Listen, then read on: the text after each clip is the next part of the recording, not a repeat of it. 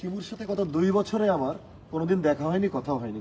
এই যে নোংরামি শিল্পী সমিতি নির্বাচনকে সামনে রেখে শুরু হয়েছে, আমি আশা করব যারা আছেন এই নোংরামি বন্ধ করেন, মানুষকে আর লোক দেখানো বা হাসানো করবেন, বন্ধ করবেন। আমার বক্তব্যটা ভাই, আমার বোনরে মারছে, আমি প্রকৃত হত্যাকারী পাইছি। এটার সাথে জাহিদ ভাই কোনোভাবে জড়িত না, কোনো ঝগড়াঝাটি না, ভোটার অধিকার এখানে কিছু না। এই জাহিদ ভাইয়ের সাথে 2 দিন আগে আমার 4 বছর হতে হয়েছে, আমিও ভোটার প্রকৃত হত্যাকারী। এটা আমরা একটা পাইছি, আসামি হলো আমার বোন জামাই, প্রথম আসামি আমার বোন জামাই। আমার বোন জামাই নোবেল হইলো প্রথম আসামি ভাই। তার ড্রাইভার এবং ফরহাদ, গাড়ির পিছনে রক্ত অবস্থা, আমার অবস্থায় অলরেডি ফরহাদ আর এটা আমার বোন জামাই আমরা ধরাইছি। কেরানীগঞ্জ থানার ওসি আছে, আমাদের হেল্প করছে। এবং জাহেদ ভাই আমার লাস্ট জাহেদ ভাইয়ের কাছে নাম্বার নিয়ে আমি নাজমুল সাহেবের কাছে গেছি, যাওয়ার পরে আমার অনেক হেল্প করছে। কিন্তু সেখানে যাই ঢোকার আগেই আমার কাছে ফোন আসছে যে আপনি একটা লাশ পাওয়া গেছে কেরানীগঞ্জে, একটা মেয়ের, দেখেন আপনার বোন কিনা। আমরা সেখান থেকে দৌড়ে আসছি, আসার পর আমি নিজে যাই আমার বোনের লাশ শনাক্ত করছি। আমি নিজে ভাই, এটা সম্পূর্ণরূপে মিথ্যা।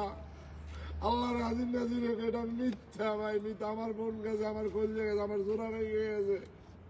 বোন জামাইয়ের সন্দেহ করছেন কেন? সন্দেহ, তার গাড়ির মধ্যে রক্ত, তারা 8টা থেকে 10টা পর্যন্ত ছিল না, সেই 10টার মধ্যে এই লাশটা ফালাই পেয়েছিল। ড্রাইভার ধরার পরে ড্রাইভার নাকি সব ড্রাইভারে সব বলছে।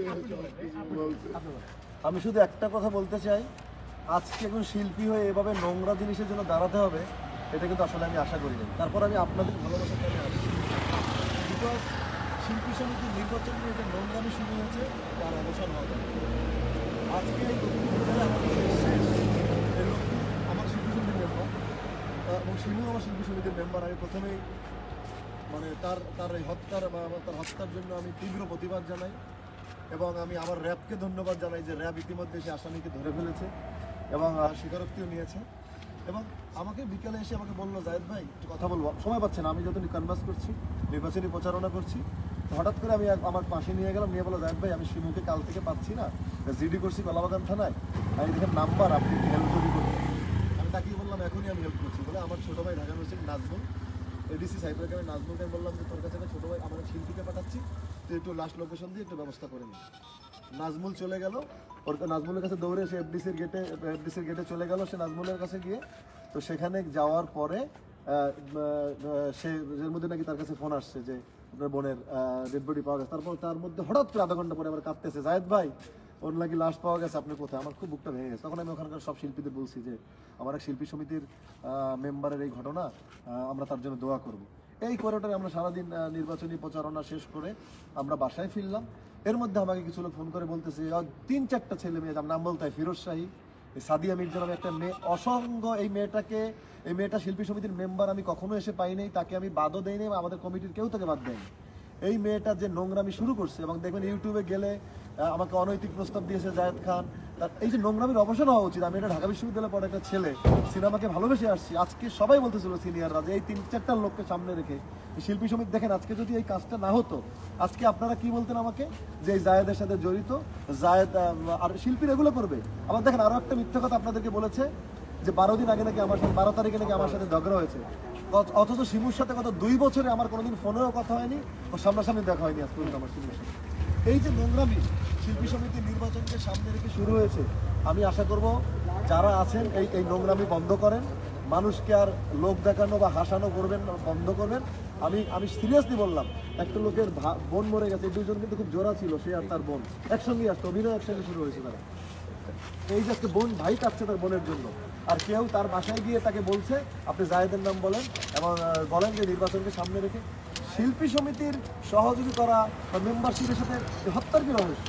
আর তারা এখন কোর্টে চলে গেছে, ব্যাপারটা তো বিচার আছে, আদালত যা বিচার করে করবেন, আন্দোলনও বা কেন, সংগ্রামও বা কেন, আর কোনো কাজ তো জায়েদ খান একা করেনি, পুরা কমিটি করার চেষ্টা করে। আপনারা আমার চেয়ে তো ভালো বুঝতেছেন এগুলো। নির্বাচনের মাঠে ভোট কিনুন না, আমার বলবো আমার প্রতিদ্বন্দ্বিতায় যারা আছে তারাই এদেরকে পুঁজি করে এফডিসির প্রতি এই জন্য বাজে কাজ করছে। আসামি ধরার আপনার মুক্তি কি করেন? না আমি এটা আমার সাবজেক্ট না ভাই, আমি আমার জায়গাটা ক্লিয়ার করলাম যে আজকে যদি আল্লাহ তাআলা আমি র‍্যাবকে যদি আবার ধন্যবাদ জানাই, উনি মধ্যে এই কাজটা আজকে না করতো, ধোঁয়াশার মধ্যে রাখতো আজকে হ্যাঁ আপনার সাথে 12 দিন আগে দেখা হয়েছে, এইটা হয়েছে দেখেন অলরেডি কি ধরনের মেয়েরা, এই সাদিয়া বলেন, এই মেয়েটাকে আবারও বলে, এই মেয়েটা দেখেন ইউটিউবে শুধু শুধু লিখছে আমাকে অনৈতিক প্রস্তাব দিয়েছে জায়েদ খান। তো কোথায় দিয়েছি? একটা ফেসবুকে বা তোমাকে ইনবক্সে বা ফোন করে একটা প্রমাণ দেখাও। আমি কালকে আমার সিনিয়র অভিনেতাদের সাথে কথা বলবো নেতৃত্বে, তার বিরুদ্ধে আমি তাদের বিরুদ্ধে কয়েকজনের বিরুদ্ধে আমি আইনগত ব্যবস্থা নিই অনতি বিলম্বে। বা আপনাদেরকে আমি জানাতে চাই এইটা, এই যে মিথ্যা যেভাবে করে শিল্পী সমিতি নির্বাচনকে প্রশ্নবিদ্ধ এবং আমাদেরকে ছোট করার জন্য যেভাবে একটা লেগেছে, এদের বিরুদ্ধে আপনাদেরও আমি শক্ত অবস্থানে দেখতে চাই। এটা মিডিয়ার ভাইদের বিরুদ্ধে আপনারা আপনাদের ডাকে রাত ভোর রাতে কিন্তু বের হয়ে চলে আসছে সত্যটা বানানোর জন্য। আজকে এমপিসিতে অনেকেই বলছিল যে একটা মানে তারা আন্দোলনে যাবে, অনেক কিছু আসলে এটা নির্বাচন ঠিক হয়ে যাচ্ছে।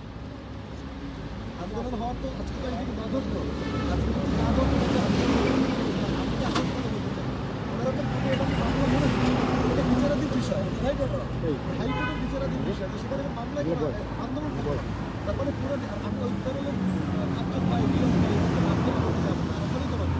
আপনারা এই নোংরামিগুলো দেখছেন না, এগুলো কেন বন্ধ করছেন না? তাদেরকে এই নোংরামি থেকে বেরোয় আসা উচিত। কাঞ্চন ভাইকে আবারও বলবো, আপনি 21 পদক পাওয়া সম্মানিত লোক, এই নোংরামি বন্ধ করেন। রিয়াজ ভাই আজকে অভিনয় করে মেকি কান্না কাটতেছে, উনি এই শিল্পীদেরকে সহযোগিতা করছে। আচ্ছা আপনি যখন সহযোগী করা হয় আপনাদেরকে, সেই বোর্ডে রিয়াজ ভাই ছিল না? ছিল। জিজ্ঞাসা করেন সামনে, উনি কিন্তু মেম্বার ছিল, কাঞ্চন ভাই ছিল, ফারুক ভাই ছিল, আলমগীর ভাই ছিল, সবাই তো শুনতেছেন।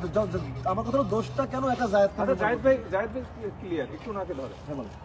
একটু বলবেন আপনার বোন জামাইয়ের সাথে আপনার বোনের কোনো সমস্যা দীর্ঘদিন ধরে চলছিল নাকি, আসলে কি কারণ হতে পারে? আমার বোন জামাই অ্যাট্রাক্টিভ, আর কিছু বলতে চাই না।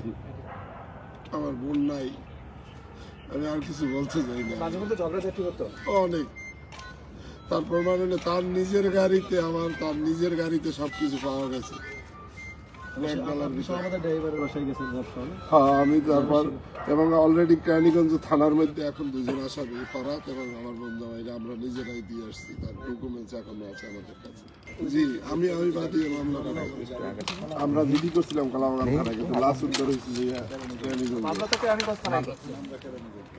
এখন আসামি সেখানে, তারা ওসি সাহেব সেখানে আটকেছে। জি প্রশ্ন ওই মর্গে যখন দেখতে গেছে তখন তারা আটকেছে। আর আরেকজন আমার বন্ধু আর ড্রাইভার বাসায় তারা কই। আমার বোনের গায়ে যে কাপড়, এই কাপড় পিন্ধে আমার বোন কোনোদিন বের হয় নাই।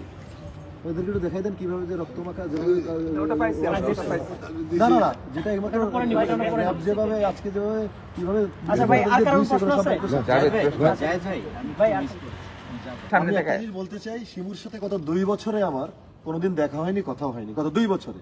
আর যা দেখছেন 3-4 জনকে সামনে রেখে পিছনে কলকাঠি অন্য কেউ নড়ছে, শুধু নির্বাচনকে সামনে রেখে। আমার পপুলারিটি 2 বছর দুইটা নির্বাচিত হয়েছে দেখে। আর এটা কিন্তু সহযোগী করা কিন্তু হয়েছিল 2017 সালে। তো 2022 সালে এসে এ নিয়ে কেন কথা বলা হচ্ছে? এবং ওনারা কিন্তু অলরেডি কোর্টে, এটা হাইকোর্টে মামলাও করেছেন। তো মামলাটা তো চলমান বিষয় নিয়ে কেন নোংরামি করবে? যদি আজকে আল্লাহ তাআলা দেখেন, আমি আবারও বলি যে র্যাব যদি আজকে আসামি ধরে না ফেলতো, এটা নিয়ে কালকে এফডিসি তারা বড় ইস্যু করতো। এবং দেখেন যা কিছু হচ্ছে শুধু নির্বাচনকে ইস্যু নিয়ে। আমি আবারও বলি, রিয়াজ ভাইয়ের মতো সিনিয়র মানুষ মেকি কান্না কাটতেছে অভিনয় করে। এই রিয়াজ ভাই 2017 সালে আমাদের সাথে থেকে এই সহযোগীদেরকে যাচাই বাছাই ছিল। এই ইলিয়াস কাঞ্চন ভাই ছিল, শিমু রিয়াজ ভাই নায়িকা, জামাই ছবির নাম হলে জামাই শ্বশুর। ইন্ডাস্ট্রির ম্যাক্সিমাম অনেকগুলো লোক এর সাথে এক হয়েছে, যারা এই শিল্পী সমিতির ভালো চায় না, আমার ভালো কাজগুলোকে 100%। যার কারণে তো রাতে আমি আমি কিন্তু 1 মিনিট দেরি করিনি।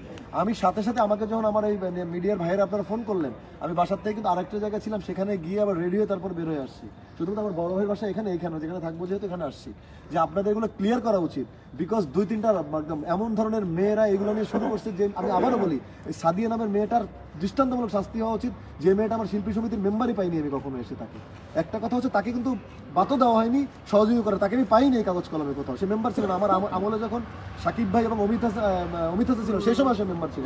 হঠাৎ থেকে বলতেছে আমাকে সাজিয়ে এটা নিয়ে যদি আজকে এই ঘটনা না করতো র্যাব, কালকে আমি এফডিসিতে বিশাল আপনারাই বিশাল এক সাংবাদিক সম্মেলন শুরু করতেন। আমার বক্তব্যটা ভাই, আমার বোনের মার্চে আমি প্রকৃত হত্যাকারী পাইছি। এটার সাথে জাহিদ ভাই কোনোভাবে জড়িত না, কোনো ঝগড়াঝাটি না, ভোটার অধিকার এখানে কিছু না। এই জাহিদ ভাইয়ের সাথে 2 দিন আগে আমার 4 বছর হতে হয়েছে, আমিও ভোটার। প্রকৃত হত্যাকারী কে? আমার বোন জামাই নামটা একটু ফরহাদ বলবেন, please। Nobel, Sakhawat Amin Nobel, Sakhawat Amin Nobel, Farhad এবং আরো 2 জন লোক আছে। একজন লোক হইল একটা মিডিয়া, আর একটা লোক হইল তার নিজস্ব এই বাড়ি। আপনারা মামলা করেছেন?